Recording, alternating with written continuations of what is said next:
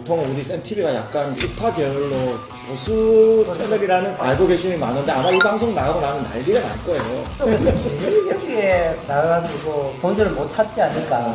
이 방송을 통하여 떠볼까 하는 마음으로 한 건 절대 아니고요. 요새 정치권이 많이 시끄러운데요. 정무수석께서 모 의원에게 다 아는 얘기를 뭐고 이진목수석께서 태용호 최고위원께 원래 예상대로 가고 있다. 어떤 회사님? 윤석열 현 대통령 자체가 군사동식이다 합니까? 국민들하고 전혀 소통하지 않는. 직접적인 표현을 썼을 가능성이 있거든요. 그러니까. 대통령실의 기본적인 방향이었을 거고 그 방향을 수석을 통해서 당에 전달된 거죠. 그렇죠. 진실을 말해버린 순간에 뭐 완전 이거는 뭐 그냥 문제가 되는 거예요. 자기는 죽지 않겠다. 같이 죽자라는 어떻게 저렇게 당당한 북한 개입설. 니 아직도 모르나? 부산, 경남, 휴대폰, 인터넷 치대 지원, 통신생활 아이가 1522-1784 바로 전해봐라이. 통신의 모든 것, 슬기로운 통신생활. 네, 안녕하세요. 부산TV의 부사 바꿔야 바뀐다. 옆에 보시는 분들이 아마 말은 봤는데 라고 생각들을 하실 거예요. 저희는 단 하나의 목적으로 갑니다. 부산은 바뀌어야 됩니다. 바뀌지 않으면 몰락으로 갈 수 있는 아주 기로에 서 있기 때문에 제가 소개를 하는 것보다는 알아서 소개를 하실 거예요. 반갑습니다. 저는 해운대을 국회의원을 했던 지금 민주당 해운대을 재송반여 반수의 지역위원장 맡고 있는 윤준호입니다. 반갑습니다. 귀여우세요. 아니, 처음에 딱 인상됐을 때는 좀 약간 가까이 가기가 쉽지 않을 거라고 생각을 했거든요. 근데 또 컨셉이 그러니까 우비를 입고 오셨어요. 그러니까 다음에는 그거 깜짝 한번 놀라서. 입고 방송해 보시죠. 그리고 뭐 딱 정확하게 동을 말씀하시네요. 어디 반여, 반송, 반송, 재송. 할 얘기 많은데요, 그죠? 예, 맞습니다. 옆 동네하고는 또 차이가 많이 나가지고. 저희 동네요? 영도. 안녕하십니까. 저는 수영구 구민이자 직업은 변호사고요. 살짝 비밀을 말씀드리자면 더불어민주당 수영구 지역위원장입니다. 합니다. 왜 비밀이에요? 달고는 아니에요. 우리 방송에서 안 나와야 되는 거 아닌가요? 보통 우리 센TV가 약간 우파 계열로 보수 그렇죠. 채널이라는 알고 계시는 분이 많은데 아마 이 방송 나가고 나면 난리가 날 거예요. 센TV가 저희 쪽에서는 많이 알려진 건데 부담스러웠어요. 약간 보수 쪽이라서. 아니, 보수 쪽에서 괜히 여기에 나가가지고 본전을 못 찾지 않을까. 저는 한 관점만 가져왔는데 근데 세상 그렇게 안 되었잖아요. 좀 있겠다 하는 그런 부분에서 제가 흔쾌히 수락했습니다. 영광입니다. 이 방송을 통하여 떠볼까 하는 마음으로 한 건 절대 아니고요. 이게 정치라는 거 아니에요. 아닙니다. 그런 마음은 없어요. 저는 오로지 우리 부바바가 잘 되기를 위한 마음과 그리고 부산이 잘 되고 대한민국이 잘 되기 위해서 이 방송을 준비했습니다. 부바가 정말 멋있네요. 이런. 그렇죠. 부바바. 이 센TV가 제안하는 건 부산 경남. 부산 바꿔야 바뀐다. 우리 변호사님이 한번 어떤 주제로 할 건지 한번 이야기 좀 해주시죠. 요새 정치권이 많이 시끄러운데요. 그 시끄러운 것 중에 하나가 정무수석께서 모 의원에게 다 아는 얘기를 뭐고 이진목수석께서 태용호 최고위원께 공천 개입의 여지가 있는 발언을 했고 태용호 의원의 녹취록을 통해 가지고 널리 알려져 가지고 박근혜 대통령께서는 공천 개입으로 2년형 받으셨잖아요. 아주 중대한 범죄라고 볼 여지가 있어서 이진복 수석은 동네 국회의원도 3번 하시고 동네 구청장도 하신 베테랑 정치인이란 말이에요. 이 영향력이면 부산도 주무를 수 있다는 사실 그 위험한 것 때문에 저희가 이 주제를 한 거니까 의원님은 이 주제를 보면서 좀 섬뜩하지 않으셨어요? 원래 예상대로 가고 있다. 어떤 회사님? 윤석열 현 대통령 자체가 군사동식이다 합니까? 일관되고 일사불란한 걸 참 좋아하잖아요. 그 뒤에 국정 운영이 쭉 이준석을 날린다든지 또 자기가 좋아하는 사람들 중심으로 국정을 운영한다든지 국민 지도부에 마음에 안 드는 사람을 제거하는 그런 것들 굉장히 일관되게 자기를 가고 있다. 국민들하고 전혀 소통하지 않는. 공천 개입이 상당히 큰 범죄잖아요. 변호사시니까 법적으로 얼마나 큰 범죄입니까? 이게 박근혜 대통령이 나쁜 사람이 되면 안 된다던가 그런 아주 직접적인 공천 개입도 아니고 그냥 무사한 발언을 하셨었어요. 그 발언을 했을 때 현 대통령이신 윤석열 대통령 박용수 특검에서 윤석열 대통령이 수사팀장이셨던 것 같고 당시에 철저하게 조사해서 공천 개입이라고 밝혀냈어요. 그래서 공직선거법 구조 위반으로 해서 그걸로 2년형을 2016년도에 받으셨어요. 2년이라고 하면 우발적으로 사람을 죽이잖아요. 정상이 참작되면 2년 6개월까지 나올 수 있습니다. 어, 그래서 뭐 집행유예도 나올 엄청나네요. 수 있는 아주 무거운 형량이에요. 물론 우리나라 형이 조금 약하긴 한다는 면이 있긴 하지만 그런 무거운 범죄의 형을 받게 한 그 검사가 지금의 윤석열 대통령 한동훈 법무부 장관이셨거든요. 그래서 그런 의미로 본다면 이런 공천 개입에 대해서 안일하게 대처해서는 안 될 거라고 생각이 듭니다. 지금 아니라고는 하지만 정말 이진복 수석이 그런 얘기를 했다라고 하면은 그때부터 더 크지 않나요? 더 크죠. 왜냐하면 직접적인 표현을 썼을 가능성이 있거든요. 그러니까요. 당신이 공천을 받으려면 이렇게 해야 된다라는 얘기가 직접적으로 오갔을 가능성도 큽니다. 그냥 추정이 아니라. 그리고 이게 이진복 수석 개인의 어떠한 발언이지 않을 거고요. 당연히. 우리가 흔히 얘기한 대통령실의 기본적인 방향이었을 거고 그 방향은 수석을 통해서 당에 전달된 거죠. 그렇죠. 그러면 당연히 정무수석이니까 그렇게 되겠죠. 그러니까 개인의 의견이 아니었을 때 분명하다. 이거는 진짜 대통령실 전체가 위기에 빠지는 거죠. 그 이진복 수석 좀 예전부터 좀 아셨죠? 성대모사 해도 될 정도로 너무 닮았어, 너무 닮았어. 해보시다 성대모사.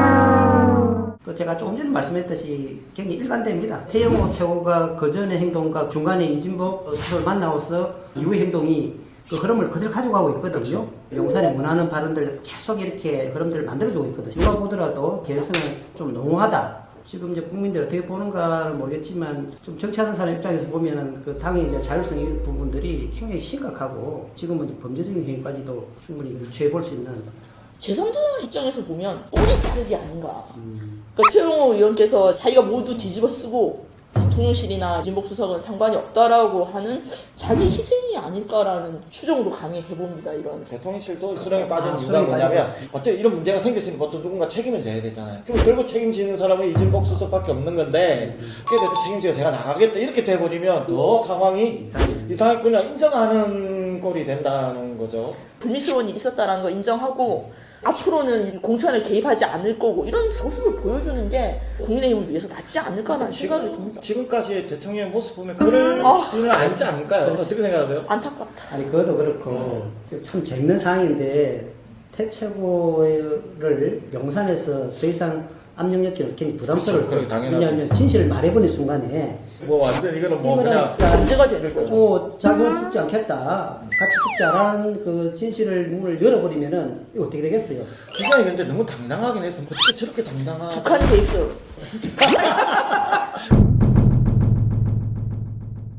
용산에서 다 읽고 있는 거죠. 이럴 때 많이 써먹는 게 또 이런 상황에서 공천을 줄 수는 없잖냐. 대신 끝나고 나서 자리 하나 줄게. 나는 그럴 가능성이 상당히 높다고 생각을 해요. 그래서 북한 대사로.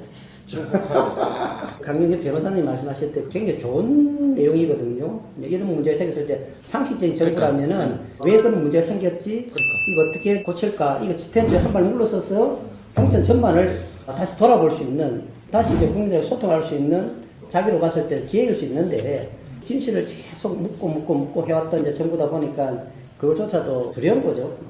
지금 봤을 때 내년에 부산의 국민의힘의 공천은 전략 공천하는 거하고 여기서는 내부적으로 뭔가가 이제 경쟁이 돼야 되는데 일단은 민주당 쪽에서 보면은 영입부터 해서 참 많은 건 힘들었을 텐데 부산 민주당은 좀 독특한 좀 지형을 가지고 있습니다. 이재명 당 대표님께서도 그렇게 인정을 하고 있거든요. 왜냐하면 전국 정당의 유무가 부산에서 민주당이 어느 정도 의석을 과반하느냐 안 하느냐 이 유무가 가장 중요하다. 좋은 선수들을 시민들에게 대비시키느냐 이게 가장 관건이거든요. 그게 가장 첫 번째 원칙이고 두 번째 큰 원칙은 이제 1년 전부터 저희들은 지역위원장이 한 반 정도는 새로운 분들로 교체가 되었습니다.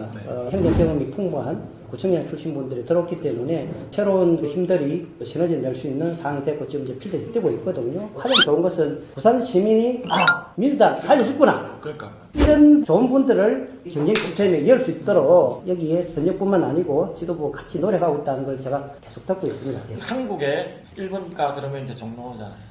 어쨌든 부산에 일본가 그러면 해운대란 말이에요. 해운대이기 때문에 해운대가 어떻게 되느냐에 따라서 많은데 그렇죠. 최근 이제 여론조사를 보면 여론조 자체는 부산도 그죠 거의 비슷한 만큼 들쑥날쑥하고 뭐 그렇게 할 만큼 있는데 만약에 총선에 있었을 때 18지역구 중에 과연 몇 개 나올지 7에서 9석은 가져와야 되거든요. 7, 8석은 가져와야 되는데 손실들이 최소화될 수 있는 그런 부분들이 좀 전제가 되지야 이 논의가 부산만 보는 것이 아니고 불경 전체의 민주당의 지지율이 그대로 좀 반영될 수 있는 시스템을 이번 기회에 좀 만들어야 되고, 해운대 입장은 이제 부산을 이제 대변하는데 좀 조심을 하고 있어요. 저 20대 경험을 해보니까 숨어있는 보수들이 7에서 14% 있더라고요. 제가 통계를 한번 뽑아봤거든요.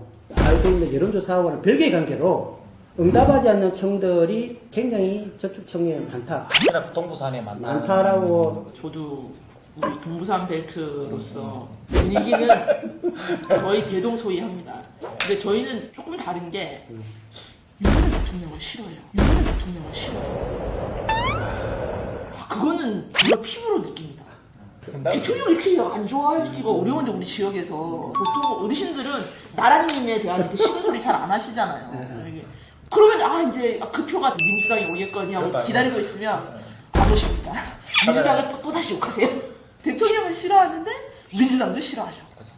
이 제목도 그냥 부산 바깥에 바뀐다 하면 뭐냐면 나는 최소 7석 이상은 가야 된다라는 지금 이제 동부산 권역에 지금 6명인가요? 그렇죠. 네, 해운대 저- 동네 그렇죠. 금정까지. 여기서 저는 2-3석은 나와야 된다고 생각을 해요. 그러니까 3석이라고 해서 가다는 딴 데라고 하고.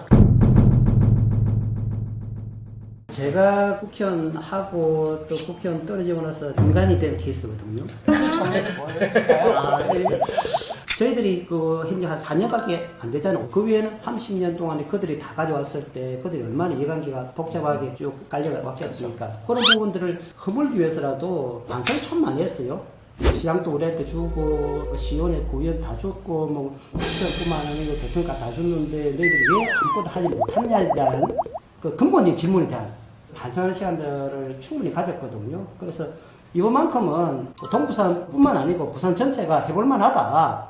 7석이 아니고 우리가 역전시킬 수 있다라는 생각도 해봅니다. 수영은 이게 참 해운대라는 그죠. 팽창하고 있는 원도심과 비교되는 그렇죠. 살아있고 팽창하는 지역이 해운대고요. 수영구는 지역 자체는 살기 좋은 곳이긴 한데 정체되어 있는 지역입니다. 관광객들만 유입이 되지 상업지역도 아니고요. 상업지역이라고 하면 옆에 있는 해운대가죠 다. 광안리를 관광오는 유입되는 인구를 제외하고는 그냥 늘 살던 분들이 사는 계속 고령화되는 새로 아파트가 지어져도 그 어르신들의 자식들만 들어오는 아파트 값이 비싸니까 신규로 들어오는 청년들이 살 수 있는 지역은 아닌 거죠. 그래서 저희 지역만의 힘으로 수영구를 바꿀 수는 없어요. 죄송합니다, 주민들께. 제가 제 힘이 엄청 세가지고 바꾸고 싶은데 저희 지역에 한계가 있습니다. 저희 지역은 부산에서 제일 살기 좋은 지역은 맞습니다. 그렇지만 살기 좋은 것과 도시의 발전은 약간 결이 다르지 않습니까? 그래서 그런 도시라는 거는 전 인정하고 있고요. 그렇다면 우리 민주당이 할 수 있는 일들은 큰 단위에서 저희는 좀 바꿔줘야 돼요. 중앙당에서 대한민국을 바꿔주고 부산에 있는 지방 권력들이 바꿔줘야 되는데 지난번에 저희 지방 권력을 한번 선택을 받았었잖아요. 18년도에 아주 무지막지하게 쓰나미 몰듯이 민주당이 이렇게 기회를 주셨는데 제가 이제 지방 권력의 한 축을 담당했다라기보다는 거의 일원이었으니까 말씀드리자면 지방 부산의 민주당은 준비가 되어 있지 않았습니다. 그렇죠. 감히 윤석열 검사 정권이 준비되어 있지 않음으로 인해서 나라가 이렇게 위기잖아요. 이 국민의힘 책임이라기보다는 준비되지 않은 검사 정권이 이렇게 나라를 뒤흔들고 있는 이 시점에서 단면으로 비추어 보면 2018년도 당시에 부산의 지방 권력 역시 준비되어 있지 않아서 냉엄하게 2022년에 심판받았습니다. 한 번 심판을 주셨잖아요. 그러면 다시 기회를 주셔야 돼요. 한 권력이 독점하면 변화가 없고 발전이 없습니다. 저희 한 번 뼈저리게 실패한 이 권력들이 두 번째는 반드시 성공할 겁니다. 부산 바꿔야 바뀐다.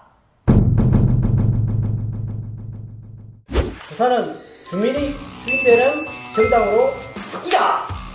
저희들은 차분하게 하나하나 주민들 속으로 들어가서 지혜를 우리 모두의 것을 만드는 작업을 하나하나 하고 있으며 꼭 저희들을 믿고 같이 함께 생활 속에서 행보를 해주시면 더 나은 부산이 될 거라고 생각합니다. 부산 시민이 바꾸는 부산, 우리가 바꿉시다. 나 당신 마음에 안 들어, 바꿀 거야 라는 얘기도 하십시오. 그래야지 잘합니다. 우리 부산 시민들 그런 거 잘하지 않습니까? 한번 해보시죠. 더 나은 콘텐츠를 만들려고 저희 센TV에 협찬해 주신 분이 계십니다. 가덕 신공항 건립과 2030 부산 엑스포 성공 유치를 위해서 BNK 부산은행이 함께합니다.